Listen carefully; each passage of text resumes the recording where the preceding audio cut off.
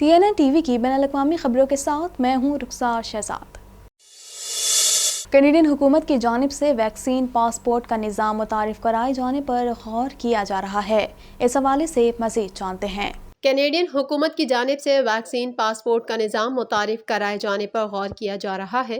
Immigration کے وزیر Marco مینڈیچینو کا کہنا ہے کہ مکمل طور پر ویکسینیٹڈ کینیڈین جلد ہی ایک حکومتی دستاویز حاصل کر سکیں گے جو بین الاقوامی سفر کے لیے ان کی کووڈ-19 ویکسین کی تاریخ کی تصدیق کرے گا۔ دستاویز خزاں کے آغاز تک تیار ہو جائے گی اور لوگوں کے لیے یہ پاسپورٹ کاغذی کے ساتھ ڈیجیٹل بھی ہوگا، اگرچہ یہ اندرون ملک استعمال کے لیے نہیں ہے، لیکن اگر صوبے ایسا کرنے کا انتخاب کرتے ہیں تو یہ بھی ہو سکتا ہے۔ اوٹاوا مہینوں سے ایسی دستاویزات کا وعدہ کرتا رہا ہے اور بدھ کے اعلان نے منصوبے میں مزید پیش رفت کی امید دلائی ہے۔ اس وضاحت کے ساتھ کہ مینڈیچینو کا کہنا ہے کہ اس میں موصول ہونے والی ویکسینوں کی قسم، تاریخیں اور ویکسینیشن کی جگہ کے بارے میں معلومات بھی شامل ہوں گی۔ انہوں نے کہا، میں ان تمام کینیڈینز کا شکریہ ادا کرنا چاہتا ہوں جنہوں نے پچھلے مہینوں میں ویکسینیشن کروائی ہے۔ جیسے جیسے زیادہ سے زیادہ لوگ ویکسین حاصل کر رہے ہیں، وہ ویکسین کے بعد آنے والے کل کی دنیا میں بہتر زندگی کی منصوبہ بندی کر رہے ہیں، بشمول سفر کی محفوظ واپسی۔ اونٹاریو اور البرٹا دونوں صوبوں کے حکام نے کہا ہے کہ وہ صوبائی ویکسین پاسپورٹ جاری نہیں کریں گے یا کسی بھی چیز کے لیے ویکسینیشن کو لازمی نہیں بنائیں گے، جبکہ دوسرے صوبے کم از کم پاسپورٹ آپشن کے لیے سوچ رہے ہیں۔ فورڈ اس بات پر قائم ہے کہ اونٹاریو گھریلو مقاصد کے لیے ویکسین پاسپورٹ کے استعمال کو لازم نہیں کرے گا۔ کینیڈا کے محکمہ موسمیات کی جانب سے ٹورنٹو کے لیے شدید گرمی کی وارننگ جاری کی گئی ہے۔ مزید تفصیلات اس رپورٹ میں۔ کینیڈا کے محکمہ موسمیات کی جانب سے ٹورنٹو کے لیے شدید گرمی کی وارننگ جاری کی گئی ہے۔ ٹورنٹو کے محکمہ موسمیات کی طرف سے گرمی مزید بڑھنے کی پیش گوئی ہے کیونکہ اگلے 3 دنوں کے لیے فضا میں نمی کا تناسب 40% تک ہونے کی توقع ہے۔ انوائرمنٹ کینیڈا کا کہنا ہے کہ بدھ، جمعرات اور جمعے کو دن کا درجہ حرارت زیادہ سے زیادہ 30 تک پہنچ جائے گا۔ یہ درجہ حرارت زیادہ نمی کے باعث ہر روز 40 کے قریب محسوس ہوگا۔ انوائرمنٹ کینیڈا کا کہنا ہے کہ رات کے وقت البتہ گرمی کا احساس قدرے کم ہوگا کیونکہ رات کو درجہ حرارت 20 ڈگری تک رہنے کی توقع ہے۔ انوائرمنٹ کینیڈا یہ بھی خبردار کرتی ہے کہ گرم اور مرطوب ہوا اگلے 3 دنوں میں موسم گرم کر سکتی ہے۔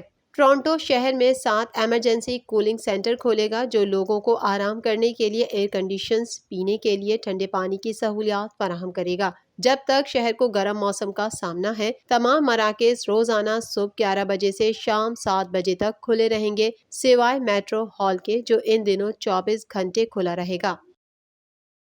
چینی عدالتوں کی جانب سے کینیڈا کے شہریوں کو سخت سزاؤں کی کینیڈا کی جانب سے شدید الفاظ میں مذمت کی گئی ہے۔ مزید جانتے ہیں اس رپورٹ میں۔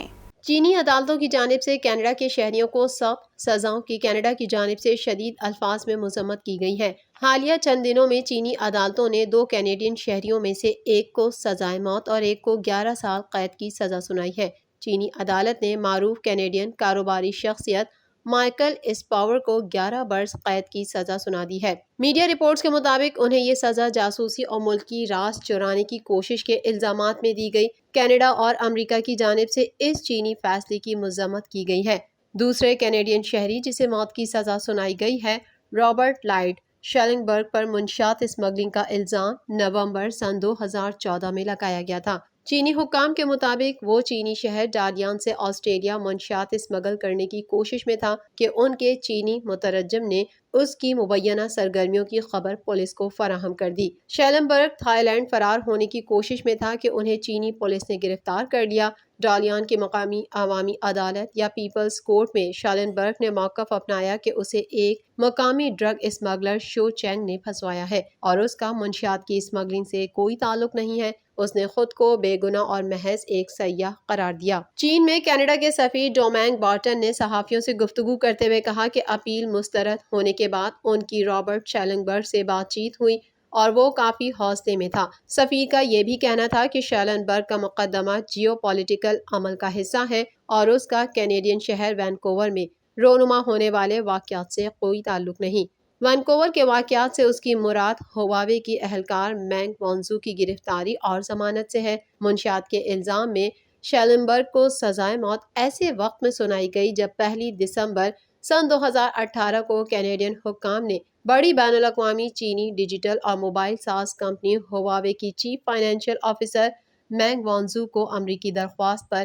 حراست میں لیا تھا۔ کینیڈین وزیر اعظم جسٹن ٹروڈو نے عدالتی فیصلوں کو ناقابل قبول اور غیر منصفانہ قرار دیا ہے۔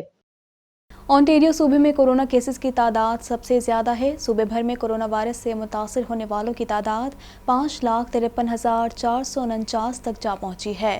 مزید جانتے ہیں اس رپورٹ میں۔ کینیڈا بھر میں کرونا وائرس کی موذی وبا ایک بار پھر سر اٹھانے لگی۔ آخری اطلاعات کے مطابق کینیڈا بھر میں کرونا کے مریضوں کی مجموعی تعداد 14,45,305 تک جا پہنچی ہے، جبکہ ہلاکتیں 26,688 ہو گئیں، جبکہ 14,05,064 افراد صحت یاب ہو چکے ہیں۔ اونٹیریو صوبے میں کرونا کیسز کی تعداد سب سے زیادہ ہے۔ صوبے بھر میں کرونا وائرس سے متاثر ہونے والوں کی تعداد 5,53,449 تک جا پہنچی ہے، جبکہ ہلاکتوں کی تعداد 9,412 ہے۔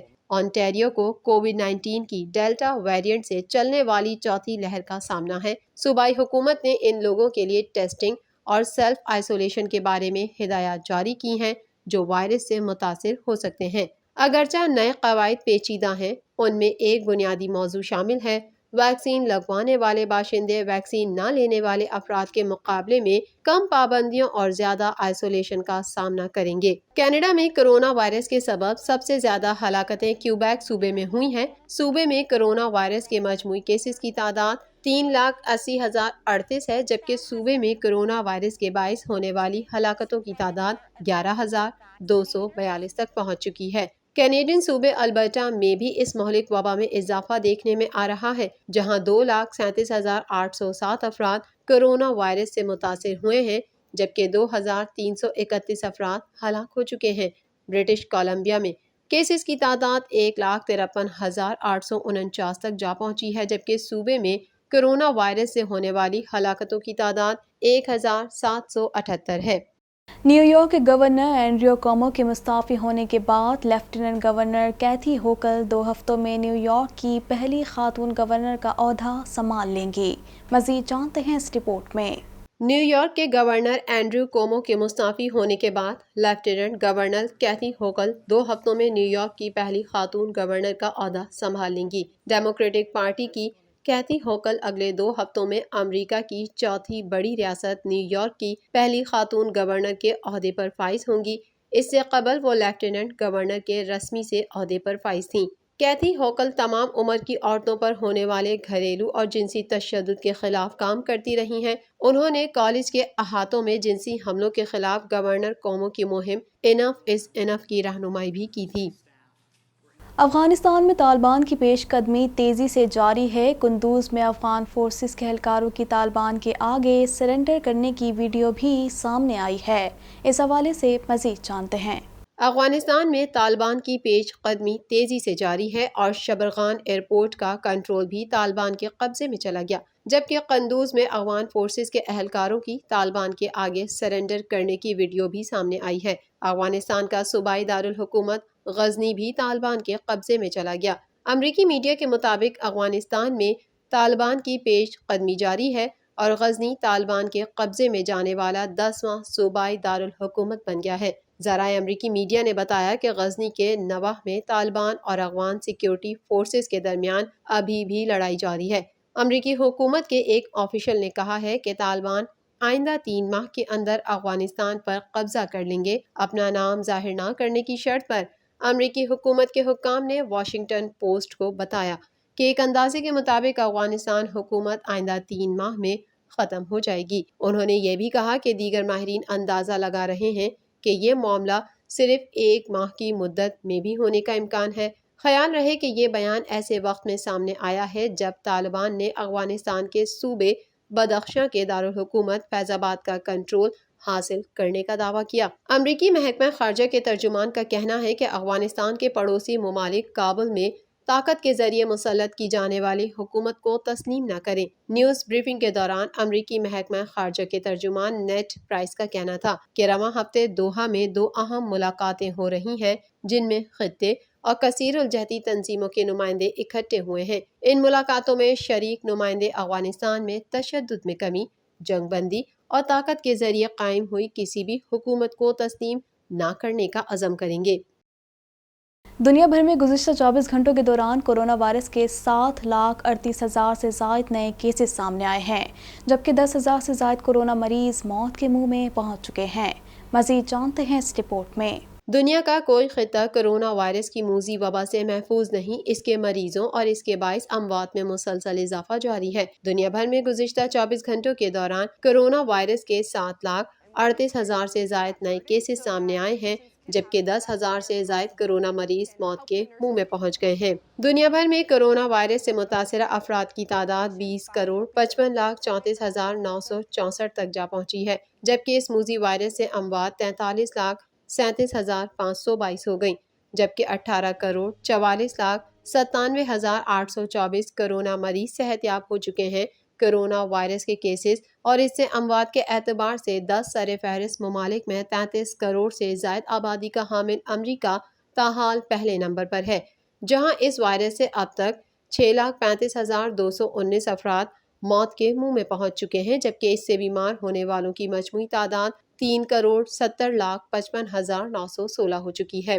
1 ارب سے زائد آبادی والا ملک بھارت کرونا وائرس کے مریضوں کی تعداد کے حوالے سے دوسرے نمبر پر ہے، جہاں اس وائرس سے 4,29,702 ہلاکتیں ہو چکی ہیں، جبکہ اس سے متاثرہ 3,20,77,706 مریض سامنے آ چکے ہیں۔ کرونا وائرس کے مریضوں کی تعداد کے حوالے سے ممالک کی اس فہرست میں برازیل تیسرے نمبر پر ہے، تاہم یہ اموات کے حوالے سے فہرست میں دوسرے نمبر پر ہے، جہاں اس جان لیوا وائرس سے 5,66,013 ہلاکتیں ہو چکی ہیں، جبکہ اس کے متاثرہ مریضوں کی تعداد 2,02,49,176 ہو گئی۔ ترکی میں کرونا وائرس سے اموات 52,565 تک جا پہنچی ہے، جبکہ کیسز 59,96,224 ہو چکے ہیں۔ سعودی عرب اسی فہرست میں 47ویں نمبر پر پہنچ چکا ہے، جہاں کرونا وائرس سے اب تک کل اموات 8,366 رپورٹ ہوئی ہیں، جبکہ مملکت میں کرونا مریضوں کی تعداد 5,35,927 تک جا پہنچی ہے۔ TNN ٹی وی کے نیوز بلیٹن سے فی الوقت اتنا ہی۔ مزید خبروں اور اپڈیٹس کے لیے دیکھتے رہیے TNN ٹی وی۔